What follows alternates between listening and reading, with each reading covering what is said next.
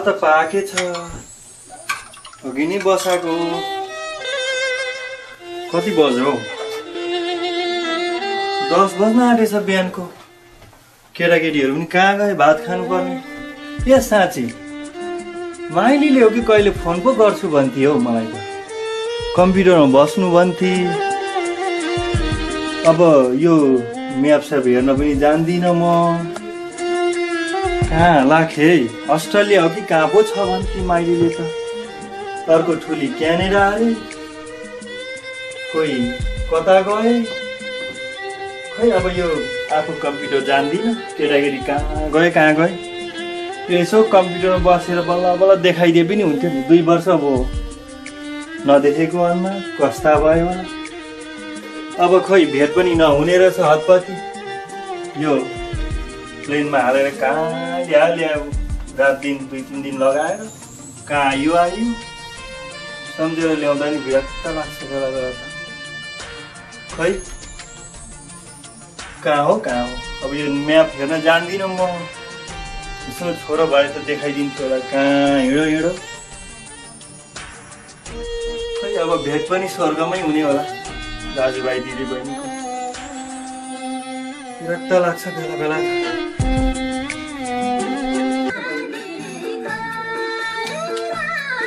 होइन हौ यो टिभी सिभी लागिरहेको छ टिभी लाएर कहाँ गयो केटाकेटी बिल अलिअलि आउँदैन यहाँ तिर्ने बेलामा न जब छ न केही छ यहाँ अमेरिकामा आएको 1 वर्ष हुन लाग्यो यो कहाँ थिचेर मार्थे ए यहाँ रहेछ यहाँ लो बरु त्यसका बाउको टिभी लाएर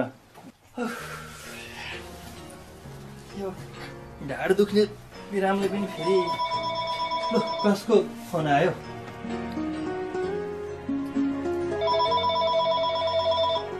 हेलो हेलो लु फेरि काटिको कसको फोन हो हे भगवान यो फोनले पनि दिक्कै लाउँछ घरमा बसेर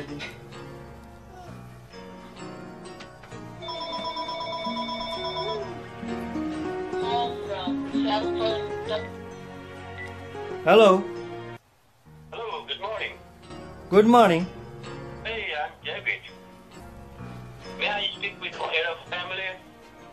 Me no English. Oh, you know English? No English. What is your language? Nepali. Oh, Nepali? Uh-huh. I will arrange an interpreter for you, okay? Okay. Okay तो भनियो. जी. नमस्कार. आपका नाम क्या है? मेरा नाम ठुलदाई. ठुलदाई मैं रमेश भाई बोल रहा हूँ. हाँ, इंडिया से रमेश भाई बोल रहा हूँ. आपको हिंदी आता है? नहीं आता है, हिंदी नहीं आता है. हिंदी नहीं आता है? दो अमेरिका में इंडिया देखी बोल सकते हैं.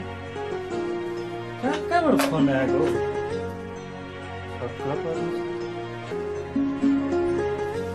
अब एकछिन चाहिँ सुत्नु पर्यो क्या हो फेरि पो फोन आयो हौ यो ढाड दुखेको बेला एकछिन सुत्न पनि दिएन यो फोनले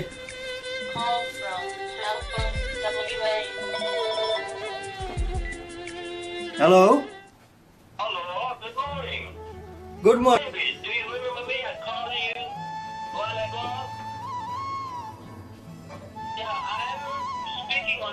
of US government from Washington DC. Uh-huh. I have a Nepali interpreter for you, okay? Okay. के भन्नु नेपाली इन्टरप्रेटर? हजुर. नमस्कार. मेरो नाम उमेश हो र म दबासी हुँ. तपाईलाई एक शरणार्थी भएको कारण वाशिंटन DC अमेरिकी सरकारबाट $10,000 पाउन योग्य हुनुहुन्छ. बुझ्दै हुनुहुन्छ? बुझ्दैछु म. $10,000 कति पैसा पाउन सकिन्छ अरे फेरि भन्नु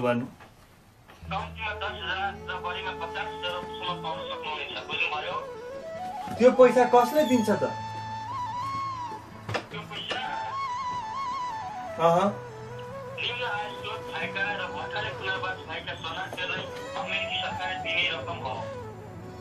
होइन यो अमेरिकन सरकारले दिने अरे हौ यो त मैले नसुनेको कुरा हो त हौ। अनि यो पैसा पाउन कति समय लाग्छ र के गर्नुपर्छ त? तपाईले यो पैसा पाउनको लागि पहिले दर्ता गर्नुपर्छ र तपाईको नाम दर्ता अनुसार 10,000 देखि लिएर 50,000 सम्मको चेक तपाईको घरमा आउँछ। 2-3 हप्ता लाग्छ यसको लागि, बुझ्नुभयो?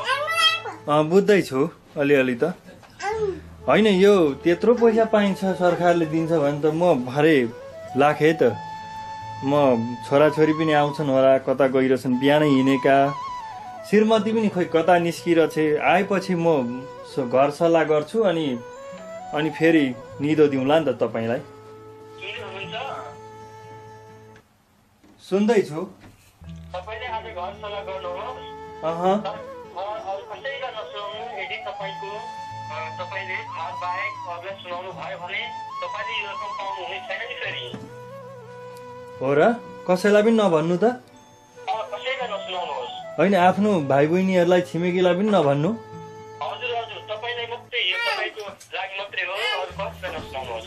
त्यसो भए दर्ता गर्ने के गर्नुपर्छ त मैले? तपाईले हामीलाई $400 दर्ता शुल्क पठाउनु पर्छ र करिब 2-3 हप्तापछि तपाईको नाममा घरमै 10,000 को चेक आइपुग्नेछ। मैले 400 रुपियाँको चेक तपाईँलाई पठाउनु पर्ने। हजुर हजुर। अनि तपाईँबाट 10,000 आउने। $10,000 को चेक घरमै आइपुग्नेछ। ल हुन्छ त। त्यसो भए म घर सल्लाह गर्छु अझै पनि। म मेरो श्रीमतीलाई, छोराछोरी आउँछन् सोध्छु, अनि घर सल्लाह गर्न त मिल्छ नि? मिल्छ। हामी तपाईलाई भोलि बिहान ठीक 10 बजे फेरि फोन गर्छौँ। ल हुन्छ। भोलि फोन गर्नुहोस्। म घर सल्लाह गरेर, नबिर्सिकन फोन गर्नुहोस् है। 10,000 पाइने भयो त खुसी लाग्यो। हुन्छ, हवस् त। 10,000 रुपियाँ भयो, आउने भयो त। यो बिल सिल तिर्न पनि हुन्थ्यो। हस्पिटल आएको बिल छ, के बिल भन्दै केटाकेटी धेरै बिल छ। अब चाहिँ एकछिन पजिनु पर्यो। यो फोन पनि अब चाहिँ नआयो हुन्थ्यो। एकछिन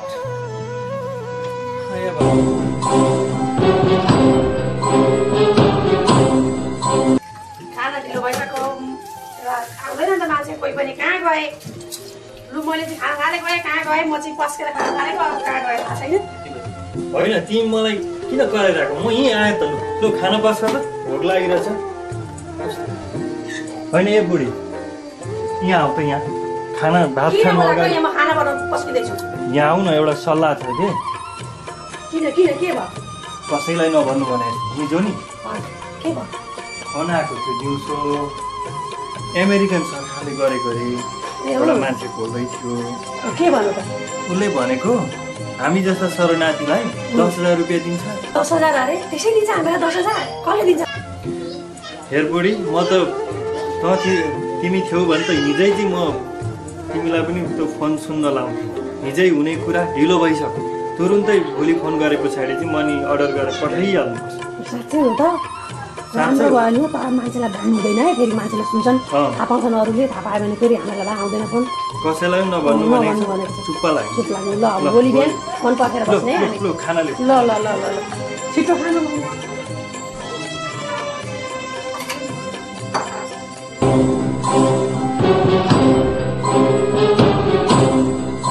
होइन बुढा, हिजो 10 बजी फोन गर्छु भन्थ्यो, यति बेसन फोन गर्दैन त? कि ढाँटेको हो त्यसले?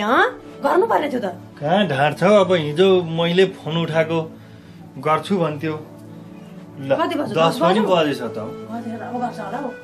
होइन, गर्छ, पर्खिनुपर्छ।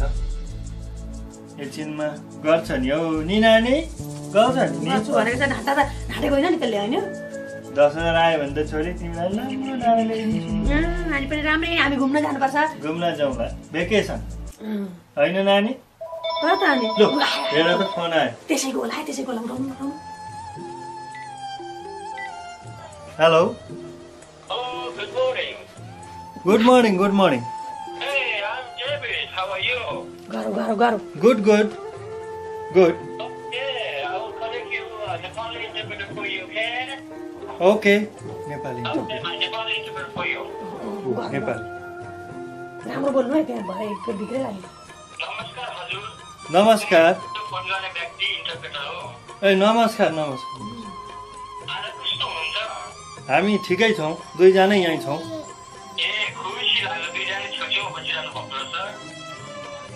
हाम्रो घर सल्लाह गऱ्यौँ नि त हामीले। ए हो र खुसी लाग्यो।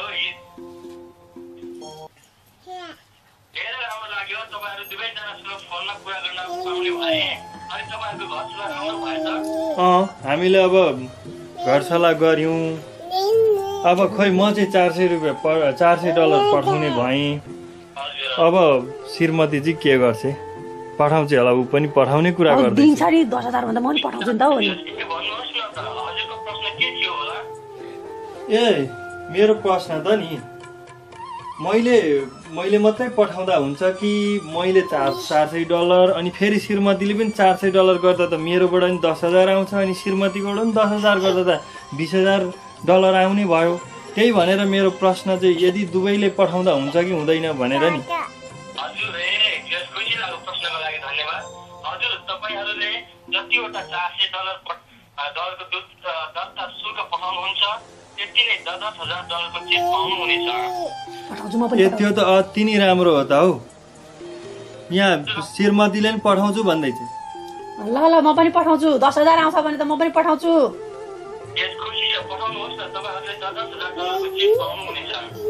होइन यो पैसा चाहिँ कसरी पठाउने, कहाँबाट पठाउने त हजुर?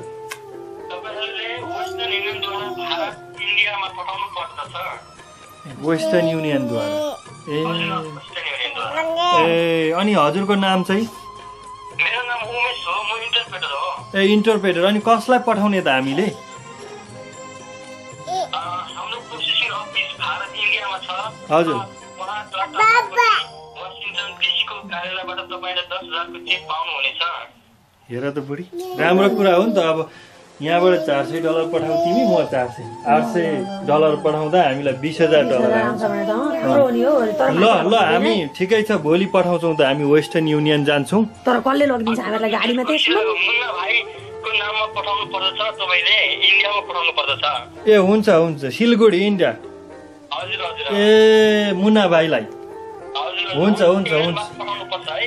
हुन्छ हुन्छ हुन्छ, ल म पठाउँछु। त्यसो भए अहिलेलाई फोन राखौँ त, भोलि म छोरालाई गाडीमा लगिदिए भन्छु वेस्टर्न युनियनसम्म, अनि त्यस पछाडि मनी अर्डर गरेर पठाउँला नि त। ए हुन्छ हुन्छ, म हस् त धन्यवाद, तपाईँलाई म भोलि कल गर्छु नि है।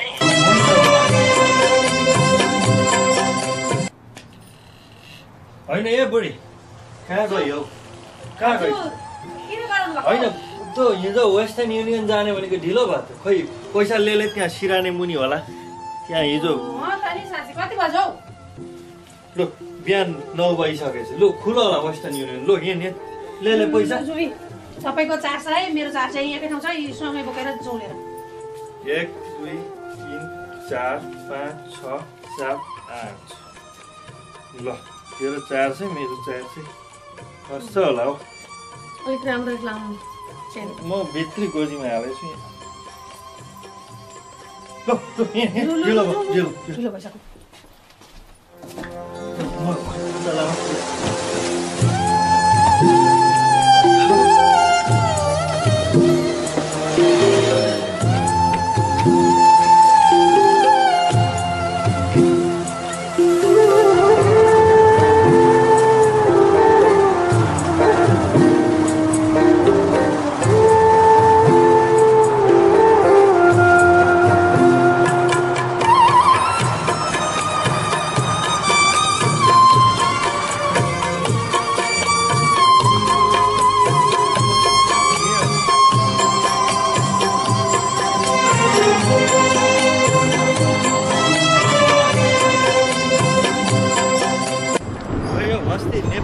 पठाउँदा त यहीँबाट पठाएछ। सेफै यही हो, यहाँ भित्र छ अरे क्या वेस्टर्न युनियन।